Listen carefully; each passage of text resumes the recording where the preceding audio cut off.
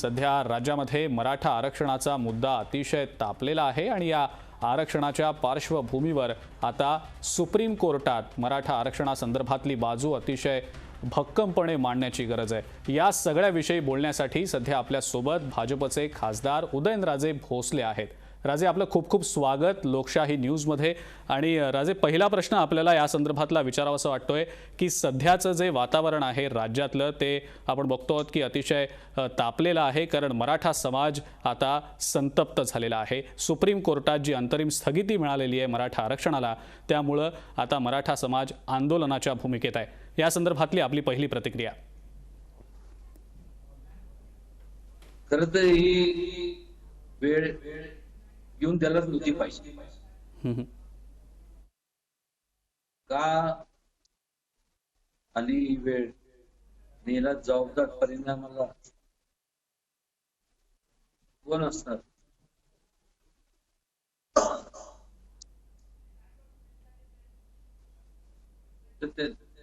तर मी काय देऊ शकत? बर राजे, पण हे सरकार कुठेतरी कोर्टात बाजू भक्कमपणे मांडायला कमी पडलं असा सतत आरोप होतोय। याबद्दल नेमकं आपल्याला काय वाटतं? खरंच सरकार कोर्टात आपली मराठा आरक्षणाची बाजू मांडण्यामध्ये कमी पडलं असं वाटतं आपल्याला?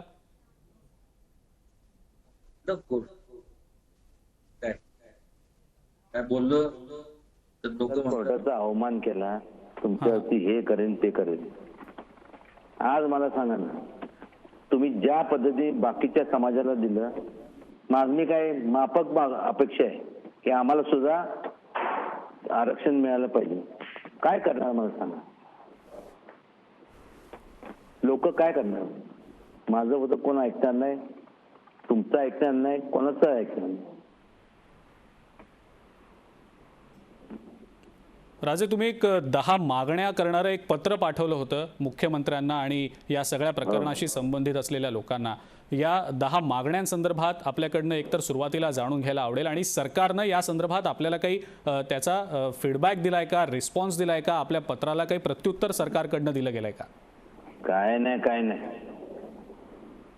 ह्यांना ज्या मागण्या केल्या होत्या त्याचं उत्तर त्यांनी जाहीरपणे दिलं पाहिजे ना। मला कशाला काय केलं त्याच्याबद्दल?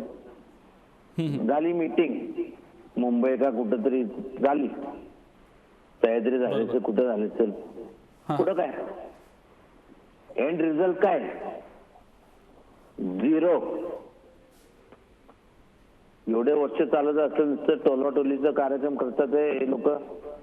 लाज वाटले पाहिजे सगळ्यांना, सगळ्यांनी राजीनामा दिलं पाहिजे।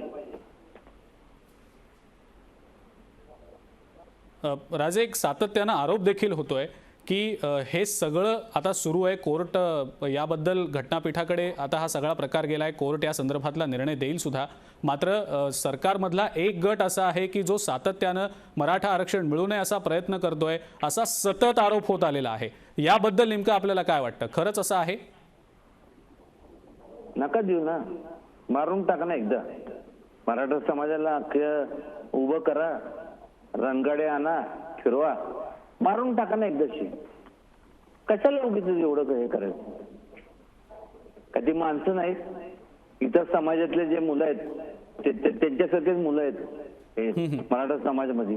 आज गोरगरीब आहेत, भांगल्याला जातात लोक, आणि तुम्हाला नाही द्यायचं ना त्यांना न्याय, तर खलास करून टाका ना एकदाशी। नाहीतरी असं जसं मारतातच, म्हणून मारून टाका। बरं, पण राजे, आता हे सगळं घडतंय, वातावरण कुठेतरी आता बिघडत चाललंय की काय असं वाटतंय? मराठा संघटना आक्रमक आहेत आणि कोणाचं ऐकत नाहीत असं सध्या तरी दिसतंय। मात्र उद्धव ठाकरेंनी आवाहन केलंय की सरकार मराठा समाजाच्या पाठीशी आहे, मराठा समाजानं घाबरू नये आणि सरकारवर विश्वास असाच कायम ठेवावा। उद्धव ठाकरेंनी जे आश्वासन दिलेलं आहे त्यानंतर मराठा समाज आता सरकारच्या वर विश्वास ठेवेल असं वाटतं का? सरकारवर आता मराठा समाजाचा विश्वास राहिलाय असं वाटतं का? हे बघा, पदावरती असल्यामुळं कोण मोठं होत नसतं, कर्तृत्वावरती माणूस मोठा होत असतो। आणि ते जे आता जरी मुख्यमंत्री असले, माझे मित्र आहेत, जवळचे मित्र आहेत, पायधुळी लोक घ्यायला कमी करणार नाही. आणि त्याकरता जर त्यांना जमत नसेल कोणाला, या लोकांना लोक दाखवून देतील, त्यांना त्यांची जागा दाखवून देतील. बिलकुल. राजे, अधिवेशन पावसाळी अधिवेशन सुरू आहे संसदेचं. लोकसभेमध्ये राज्यातल्या सगळ्या खासदारांनी, राज्यसभेमध्ये राज्यातल्या सगळ्या खासदारांनी हा मुद्दा लावून धरावा. त्या दृष्टीनं जर गरज पडली तर पंतप्रधान मोदींची भेट घ्यावी, त्या दृष्टीनं प्रयत्न करावेत, असं आपल्याला वाटतं का?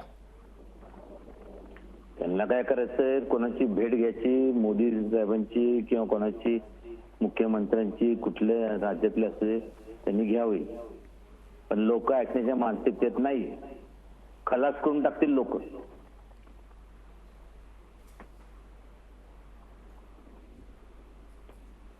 बिलकुल. राजे, अशी पण एक मागणी होती, म्हणजे थेट नाव घेतो मी, विनायक मेटेंनी असं म्हटलं होतं की सगळ्या मराठा संघटनांची मोठ बांधून, मराठा क्रांती मोर्चांची मोठ बांधून उदयनराजेंनी हा सगळा प्रकार लावून धरावा, त्याचं नेतृत्व करावं आणि मराठा समाजाला आरक्षण मिळवून देण्यामध्ये एक भूमिका घ्यावी. आवाहन देखील तुम्हाला त्यांनी केलेलं आहे माध्यमांच्या माध्यमातून. कदाचित तुम्हाला त्या संदर्भातला संपर्क देखील त्यांनी केला असावा. पण मग या संदर्भात आपली नेमकी काय भूमिका आहे? आपण या सगळ्याचं नेतृत्व करायला आणि हा मुद्दा लावून धरायला आणि आरक्षण मिळवून द्यायला आपण अनुकूल आहात का? अनुकूल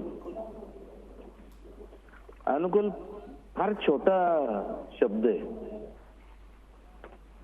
मी वाटेल त्या परिस्थितीत त्यांनी विनायक मेटेजींनी सांगितलं म्हणून नाही किंवा कोणी, पण ह्या सगळ्या लोकांनी, कोणी ऐकण्याच्या, म्हणजे मराठा समाज ऐकण्याच्या मानसिकतेत नाहीये. आणि बस झालं ना, आंदोलन झालं की मोर्चा बिरच्या काय, आता ह्या सगळ्यांची धिंड काढायची वेळ आली आता पुढाऱ्यांची, ते लोक करणार.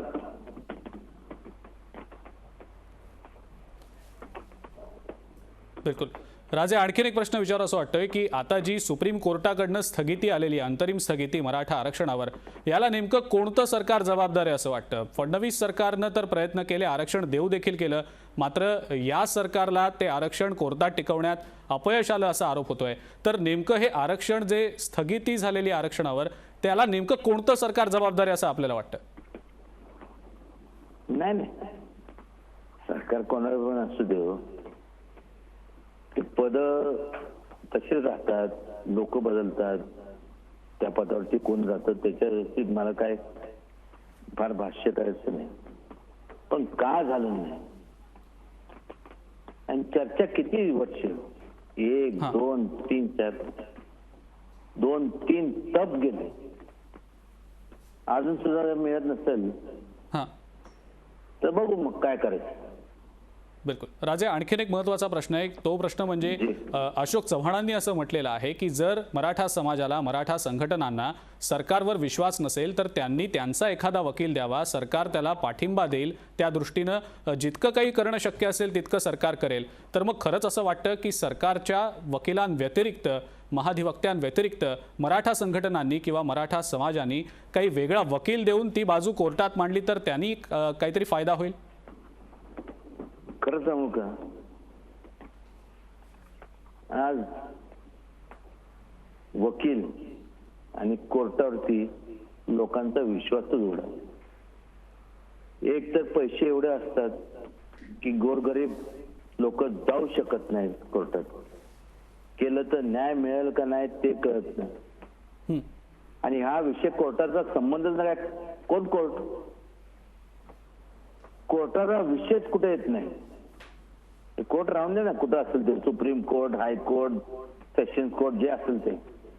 पण हे जे हा विषय मूलभूत, तुम्ही प्रश्न म्हणजे कोर्टात जाऊ शकत नाही. जे आहे ते आहे, ते दिलं पाहिजे, दिलं पाहिजे. नाही मिळालं तर इतकून घेतील लोक.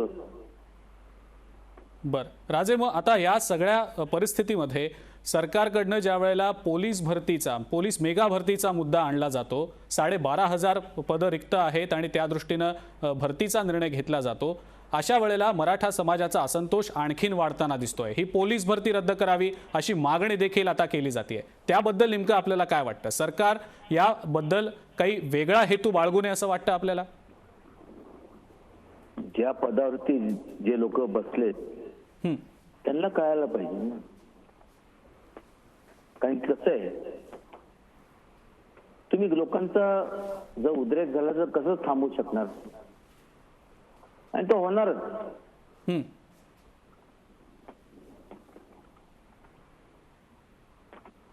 भरती पोलीस भरती असू दे ना तर कुठली, तुम्ही जर न्याय देत नसाल तर लोक तुमच्याकडे लोकप्रतिनिधी म्हणून जेव्हा तुम्हाला निवडून देतात तर तुम्ही त्याला पात्र जर ठरलं नाही तर करायचं काय लोकांनी? बर राजे, मग सारथीचा मुद्दा आहे किंवा विद्यार्थ्यांच्या प्रवेशाचा मुद्दा आहे, हे सगळे मुद्दे तसेच राहिलेले आहेत. त्यावर सरकारनं तातडीनं काही केलं नव्हतं. त्यात मुख्यमंत्री उद्धव ठाकरे असं म्हणाले होते की 2 दिवसात सरकार आपली भूमिका स्पष्ट करेल. अध्यादेश काढला जावा अशी मागणी आपण केली होती. विशेष अधिवेशन बोलवावं अशी मागणी आपण केलेली होती. काय नेमकं याबद्दल वाटतं? त्यांचं ताळमेळ नाही तर आपण तरी काय बोलणार? हे मूलभूत प्रश्न खरंच हे अधिवेशन ठीक आहे, ते पत्र लिहिलं, पण हे अधिवेशन कशा करता? ह्या गोष्टी हे झालंच पाहिजे ना. बाकीच्यांना तुम्ही सगळं आरक्षण दिले तर मग त्यांनी काय पाप केलं का? मराठा समाजाने त्या मराठा कुटुंबात जन्माला आले म्हणून तसं एकदा सांगून ते टाका ना. मग कुठलं कोर्ट आणि काय सारखं आपलं कोर्ट कचेऱ्या आहे ते लोक त्रासून गेले. बिलकुल राजे, मराठा समाजातला असंतोष, मराठा समाजाचा उद्वेग आता आपण बघतच आलेलो आहोत. आंदोलनं कित्येक झालेली आहेत. आधी पण मूक मोर्चे काढले गेले, मात्र आता मराठा समाजाचा अंत कुठेतरी सुटत चाललेला आहे, त्यांचा संयम सुटत चाललेला आहे की काय असं वाटतंय? या सगळ्या आंदोलनांदरम्यान कोरोनाचं संकट देखील उभं ठाकलेलं आहे. या अशा वेळेला सरकार सातत्यानं आवाहन करते की हे आंदोलनं करू नका, मोर्चे काढू नका, कोरोनाचं संकट आहे, थोडा संयम बाळगा. आपल्याला पण असंच वाटतं का की या अशा संकट काळात तरी मोर्चे किंवा आंदोलनं काढली जाऊ नयेत किंवा थोडासा संयम बाळगावा त्या बाबतीत तरी किमान? एक तर या करोनामुळे लोक मरायला लागले. असं जसं मराठा समाज मेल्या म्हणजे मारून टाकल्यासारखंच झालंय. असं मरायचं तसं मरायचं. ते म्हणले चला आता काय थांबवणार? कोण थांबवणार? मी थांबू शकतो? सॉरी, माझ्याकडे जमणार नाही, मी करणार पण नाही. मी मरायला तयार आहे वेळ प्रसंगी. बर, मग राजे पुढची नेमकी दिशा कशी असणार आहे? म्हणजे आपण या सगळ्यांचं नेतृत्व करायला तर राजी आहातच, वेळ पडली तर आपण त्याबद्दल पुढाकार देखील घ्याल, पण मग नेमकी पुढची दिशा काय ठरवली जाईल? का सरकारच्या भूमिकेवर आंदोलनाची पुढची दिशा ठरणार आहे? नेमकं सध्या काय ठरतंय राजे? कोण सरकार? आम्ही याच सरकार आहे, लोक याच सरकार आहे. किती वेळ लागतो यांना?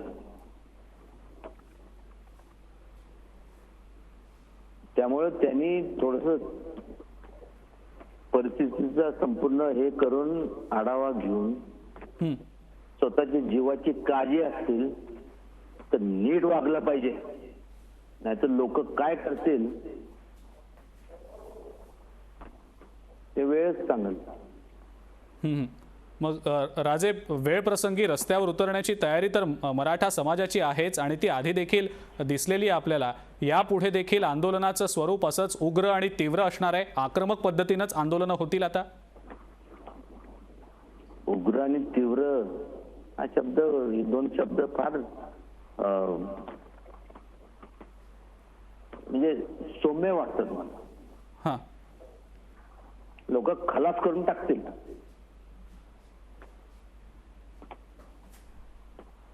बर राजे, आणखीन एक प्रश्न विचारायचा आहे की तामिळनाडू राज्यामध्ये तर 50% आरक्षणाच्या वरती देखील आरक्षण दिलं गेलेलं होतं. तिथल्या सरकारनं त्याबद्दलची तजवीज केलेली होती. मग महाराष्ट्रात हा प्रकार का होत नाही असं वाटतं? महाराष्ट्र सरकारनं पण याच पद्धतीनं काहीतरी तोडगा कायदेशीररित्या काढला पाहिजे असं वाटतं? कायदा माणसांनी लिहिलं, कायद्याची तरतूद माणसांनी केली, अमेंडमेंट माणसांनी केलं. लोकांना कळायला पाहिजे ना. तामिळनाडूमध्ये होत असेल तर इथं का नाही? लोकांच्या भावना तुम्ही जर लक्षात घेत नसाल, लोकांनी करायचं काय आणि का तुमचं ऐकायचं आणि का कोर्टाचं ऐकायचं किंवा का कोणाचं, कोणी पण असते, आमदार, खासदार, मंत्री पिंत्री, यांचं काय ऐकायला पाहिजे?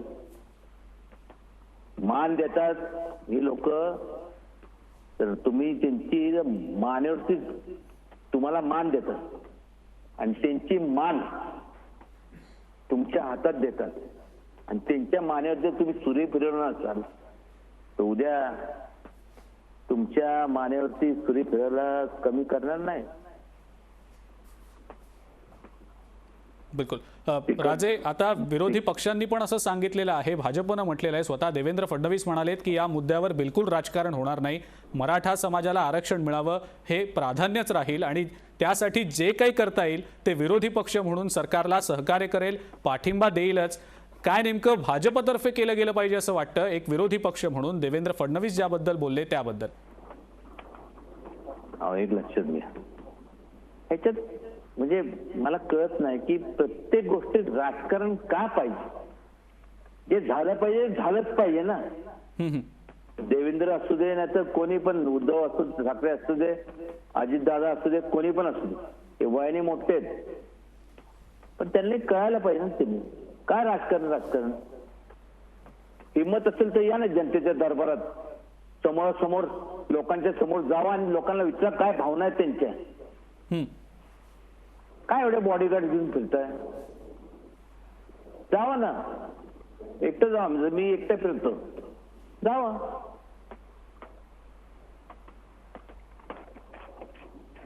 बरं राजे, आणखीन एक महत्त्वाचा प्रश्न विचारायचा. आता हे सगळं तर होतंय आणि सर्व राजकीय पक्ष या मुद्द्यावर एकमत बाळगून आहेत, एकजूट ठेवून आहेत, तर मग आपण या सर्व राजकीय पक्षांचं एकत्रितपणे या मुद्द्यावर नेतृत्व करायला तयार आहात का? आणि वेळ प्रसंगी इतर पक्षातल्या नेत्यांशी, प्रमुख नेत्यांशी बोलून त्यांना या संदर्भात सहकार्य करायला आपण त्याबद्दल बोलणार आहात का? मला एक सांगा, एक प्रश्न या सगळ्यांना, तुमच्या सगळ्यांना विचारतो. श्वास आपण घेतो, तो कधी थांबल कोणाला माहित आहे? नाही. लोकांचे श्वास आता बंद झाले घ्यायचे. तुम्ही श्वासच रोखून ठेवला लोकांचा. काय चर्चा होणारच नाही. जेव्हा व्हायचं तुम्ही सांगा हो किंवा नाही, मग बघू काय करायचं. बरं राजे, शेवटचा प्रश्न विचारतो.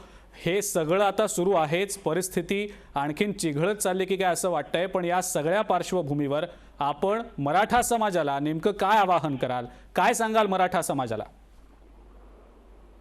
जे तुम्हाला योग्य वाटते ते करा, जे काय करायचं ते करा, त्यात कुठेही कमतरता पडता कामा नाही. आणि ते मी सांगायची गरज नाही, लोक तयारीतच आहे. पण ह्याला परिणामाला सामोरे जाताना सगळे जेवढे आहेत ना राज्यकर्ते हे जबाबदार. बिलकुल राजे, खूप खूप धन्यवाद. आपण लोकशाहीशी बोललात आणि इतक्या व्यवस्थितपणे सगळ्या मुद्द्यांवर आपण भाष्य केलं त्याबद्दल. आपल्या ताज्या बातम्यांसाठी लोकशाही न्यूज चॅनलला सबस्क्राईब करा आणि बेल आयकॉनवर क्लिक करा.